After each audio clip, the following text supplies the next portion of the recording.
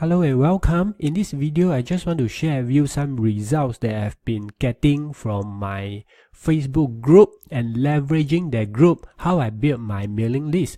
So every day I've been adding subscribers, like I would say on average 10 subscribers every day to my mailing list based on my Facebook group.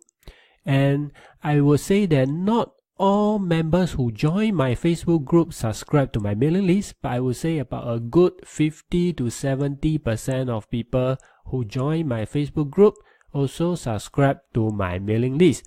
As on how you can do this, I will share with you more in the next few sections.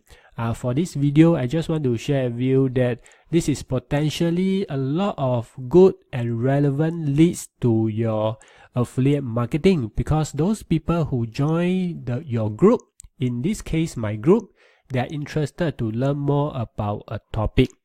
So this is a very good opportunity right now that you use Facebook group to start building your mailing list, and from your mailing list you can then communicate, educate and promote other affiliate products to this group of subscribers.